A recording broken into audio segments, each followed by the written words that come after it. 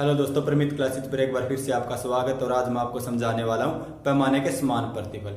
आप वीडियो को अंत तक जरूर देखना, आपको वीडियो अच्छी तरह से पसंद आएगी और आपके सारे डाउट इस वीडियो में मैं आपको क्लियर करने वाला हूं पैमाने के समान प्रतिफल से संबंधित। तो आइए देखते हैं पैमाने के समान प्रतिफल क्या है।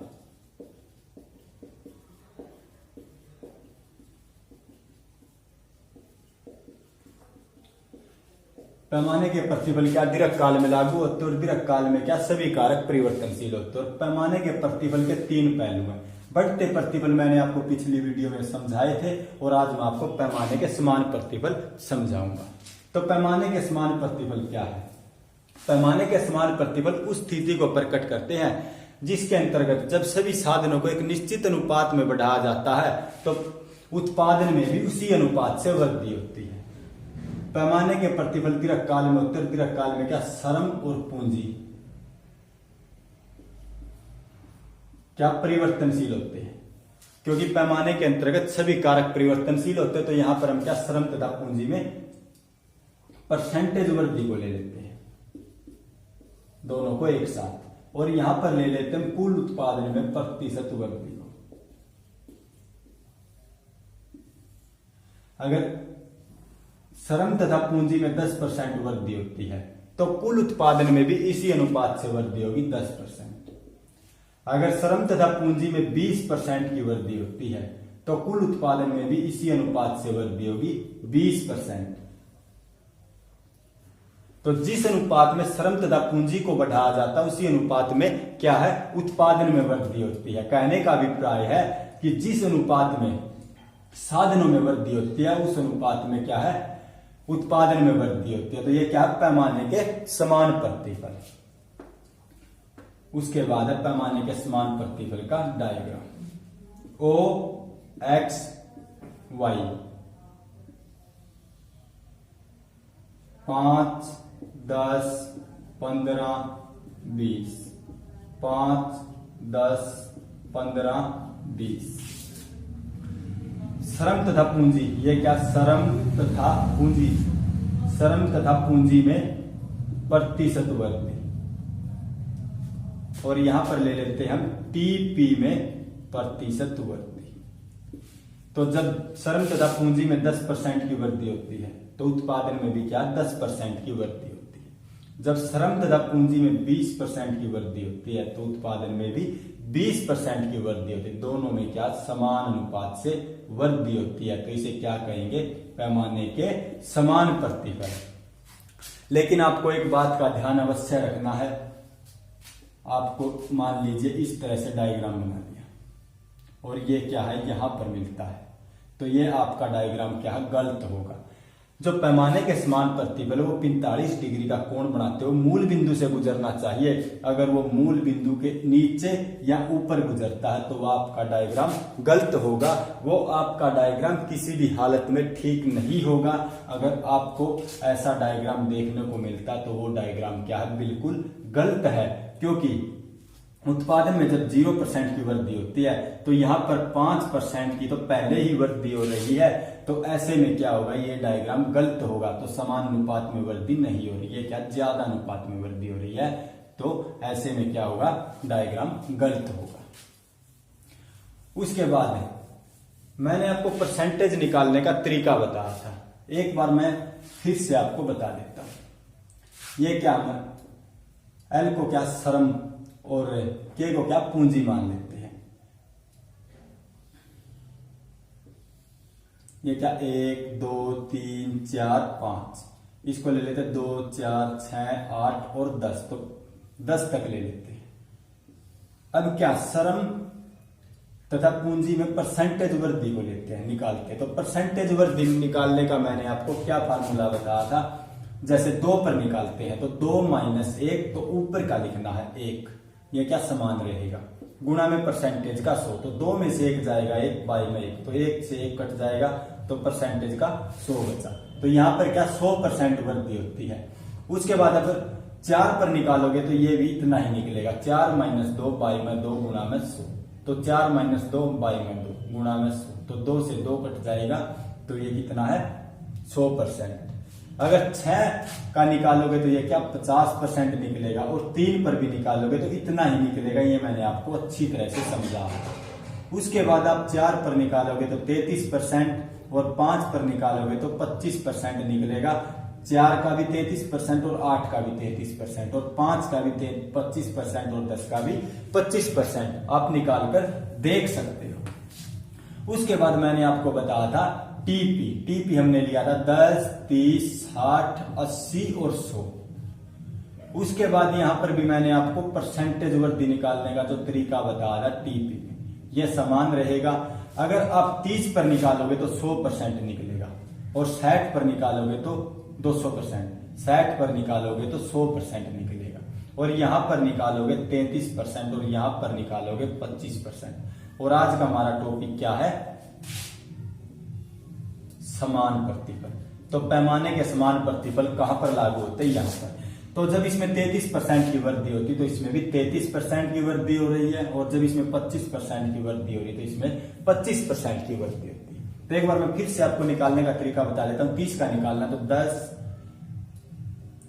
30 - 10 बाई में ऊपर का लिखना है 10 गुणा में परसेंटेज का 100। तो 30 में से 10 जाएगा 20, बाई में 10 गुणा में 100। तो 10 दूनी 20, तो 100 दूनी 200। उसके बाद 60 पर बताता हूं मैं। 60 - 30 बाई में कितना 30 गुणा में 100। तो 60 में से 30 जाएगा 30 गुणा में 30 गुणा में 100। तो 30 से 30 कितना 100। उसके बाद 80 पर बताता हूं मैं आपको। 80 - 60 बाई में 60 गुणा में परसेंटेज का 100। 80 में से 60 जाएगा 20, बाई में कितना 60 गुणा में 100। 1 0 2 तिया 6, तो कितना आया 2 तिया 6, 3 एकम 3, 3 तिया 9, तो 33%। तो आपको परसेंटेज निकालना मैंने आपको अच्छी तरह से समझा था। तो यहां पर क्या है? समान अनुपात से वृद्धि होगी। यहां पर देखो 1 1 1 1, और यहां पर देखो समान अनुपात से 2 2 2। ये क्या समान अनुपात से वृद्धि? आपको कंफ्यूजन नहीं होना है। जो ये वृद्धि होती है समान अनुपात से, इसको 1 1 बढ़ाया जाता है तो इसमें समान अनुपात से, इसको 2 2 बढ़ाया जाता है इसमें भी समान अनुपात से। लेकिन परसेंटेज वृद्धि कितनी होती है? यहाँ पर 100, यहाँ पर 50, यहाँ पर 30 और यहाँ पर 25। तो हमें यहाँ पर देखें तो इसके मुकाबले ये वृद्धि क्या ज्यादा, इसके मुकाबले ये वृद्धि क्या ज्यादा। तो ये क्या बढ़ते प्रतिफल। अगर कम होगी तो घटते प्रतिफल, अगर समान होगी जैसे यहाँ पर समान है तो समान प्रतिफल। तो यहां तक आपको अच्छी तरह समझ आया होगा। अगर आप इस तरीके से भी बनाना चाहो तो इस तरीके से भी बना सकते हो। OXY मूल बिंदु से लेना है, और मैं आपको सीधा लिखकर बताता हूं। ये मिला देते हैं 25% से, तो ये भी 25%। उसके बाद अगर 33% की वृद्धि होती है तो यहां पर भी 33% की ही वृद्धि होगी। तो आप इस तरीके से बनाना चाहो इस तरीके से भी बना सकते हो, अगर इस तरीके से बनाना चाहो तो इस तरीके से बना सकते हो। ये हमारा OQ क्या है?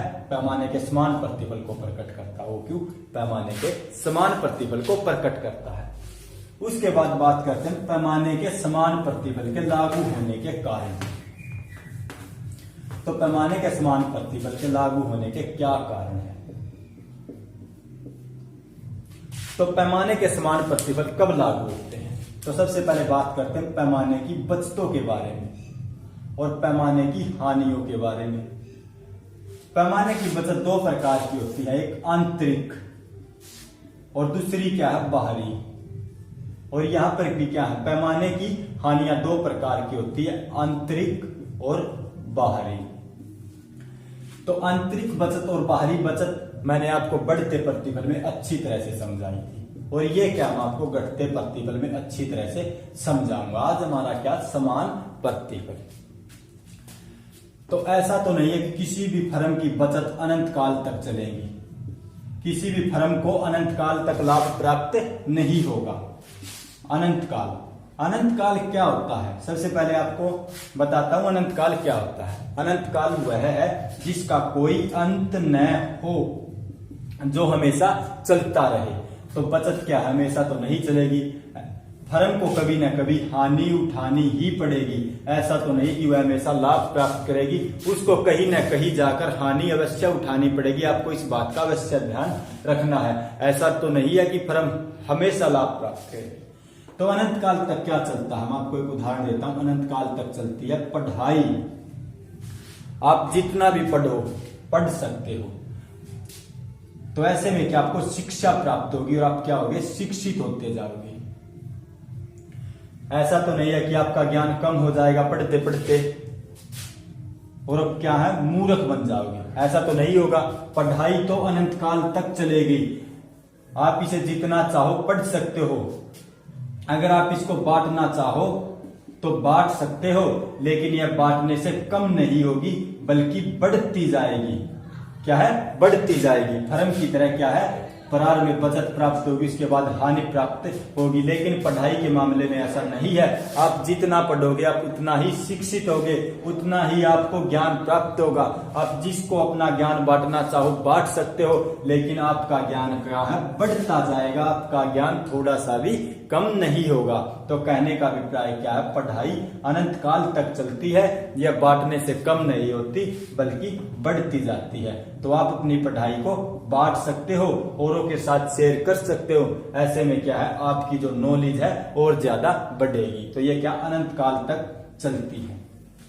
उसके बाद बात करते हैं पैमाने के लागू होने के कारण। तो बचते तो अनंत काल तक नहीं चलती है। एक सीमा के बाद क्या होता है, ये बचते हानियों का रूप ले लेती है। लेकिन जब ये बचत और हानियां एक दूसरे के बराबर होती है, समान होती है, तो पैमाने के समान प्रतिबल लागू होते हैं।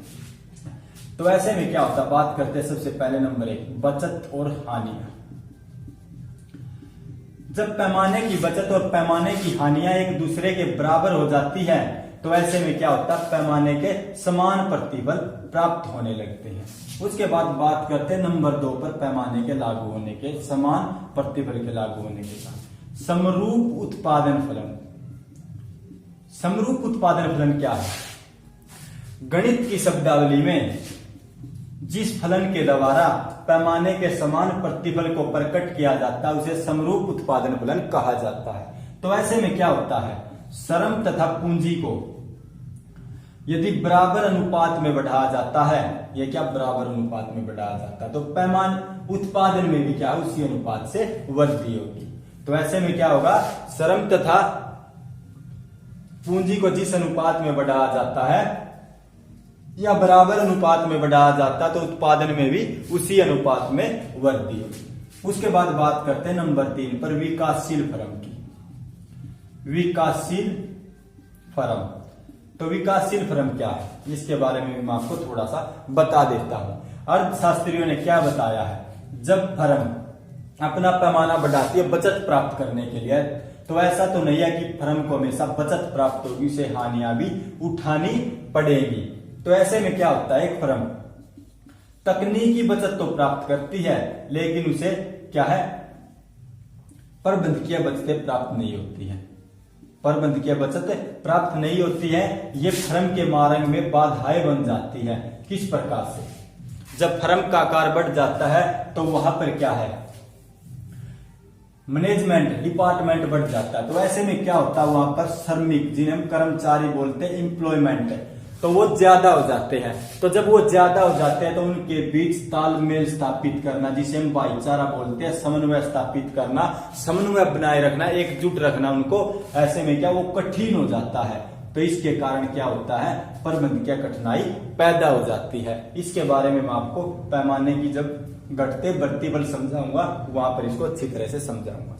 तो ये ऐसे में क्या होता है, जो विकासशील फर्म होती है पैमाने की हानियों को पैमाने की बचतों द्वारा संतुलित कर लेती है। क्या कर लेती, संतुलित कर लेती है, समान कर लेती है। तो ऐसे में क्या होता है, पैमाने के समान प्रतिबल प्राप्त होने लगते हैं। तो ये था आज का हमारा टॉपिक, पैमाने के समान प्रतिबल। आशा करता हूं कि आपको अच्छी तरह समझ आया होगा।